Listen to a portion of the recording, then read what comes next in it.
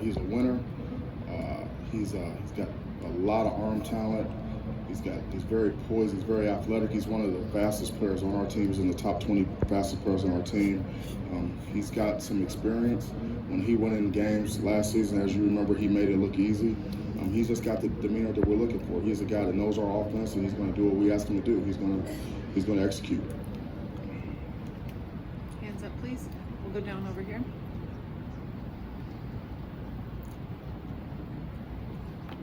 Coach Phil Thompson, Chicago Tribune. Hey, Phil. Hi.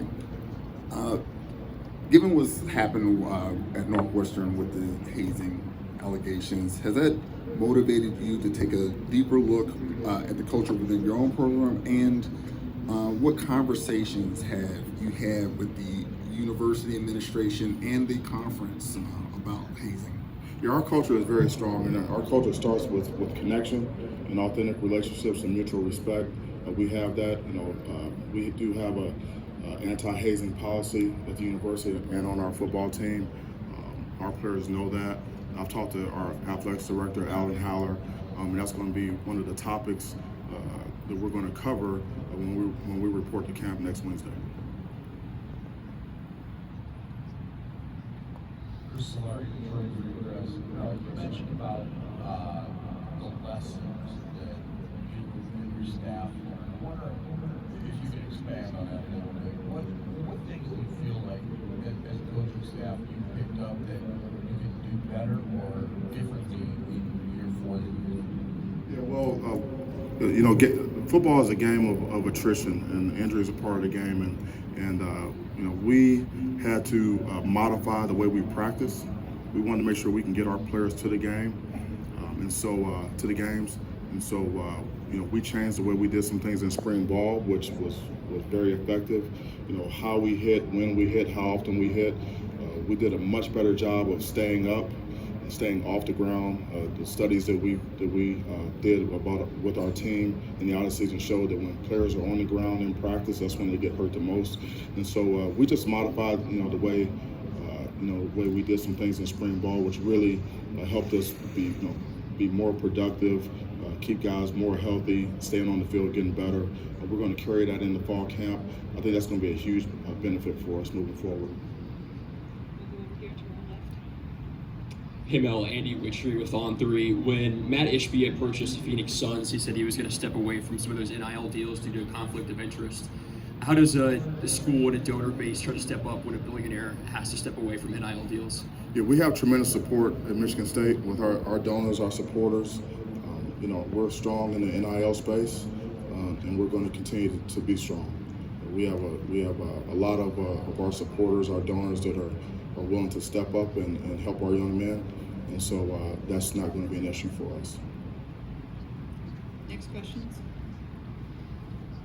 Can you get your hands up high, please? Yep, right over here. Tim May, Letterman Row. Mel, do you feel like Deion Sanders kind of took your template for turning a team around and ran with it? And what are the pluses and minuses of the transfer portal and going heavily into it? Yeah, Tim, it's good to see you again. Always good to see you. Yeah, Prime has done a great job so far. I'm pulling for him and the Buffs to get that thing going again. And he's got his own process that he's following, obviously, and I think he's going to be wildly successful there. The portal has been a benefit for us. We've used it to help upgrade our roster. We can fill some needs immediately. Some of the downside is that we all know there's hundreds, if not thousands, of players that have entered the portal and haven't found a home, and that's disturbing. But for us, the portal is here, and we're going to use it to benefit our program any way that we can. Over here, please. In the back. Yeah, Mel, Tom Crawford, Press Pass, Fox 47. Relinquishing the Penn State home game to Ford Field. I know, talking to Michigan State alumni, some pro and con to that. Is this something that you think every time Penn State comes to Michigan State, this would be a good option? And what are the pluses and minuses of that? I'm giving up an actual home game at Spartan Stadium.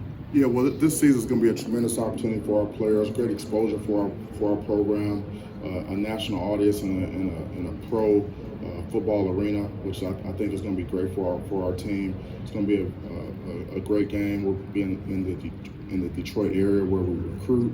We have a lot of fans there, so you know, I think that it's a great opportunity. You know, we'll see how it goes, but I'm looking forward to it.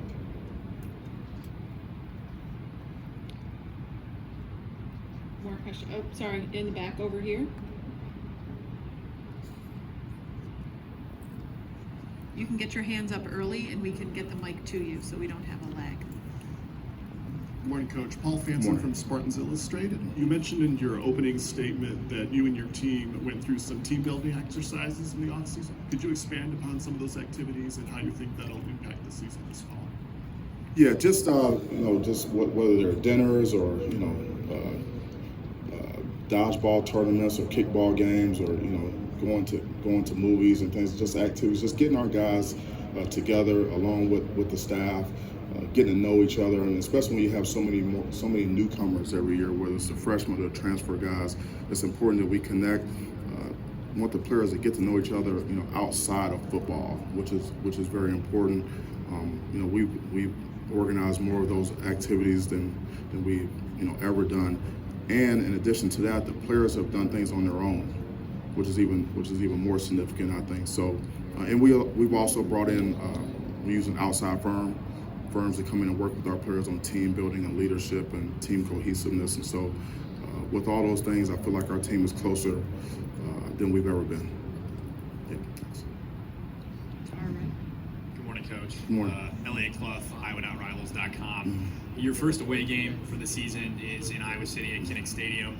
That's also Iowa's first home Big Ten game for the season. With new faces on the roster, how do you prepare them for that sort of environment? Yeah, well, that's a tough place to play. We all know that. Even when I played for Coach Alvarez at Wisconsin, you always knew you had to strap it up when you went there. But that game's a ways away, and right now we're focused on camp. We start up on Wednesday, and we're going to take it one game at a time. But our guys will be prepared, and they're going to play hard. We have time for one final question, if we have one.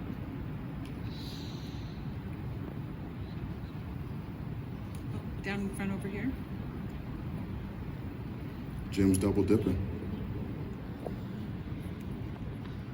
Thanks for your time. Just one more question about the team as a whole. The defense, what leads you to believe that the defense is ready to take a step and improve over the past 2 years? I know injuries were a big part last year, but what did you see in the spring and off-season about the defense? Jim Comparoni, SpartanMag.com. Thanks. Yeah, thanks, Jim. We're a lot healthier now, and we're at full strength.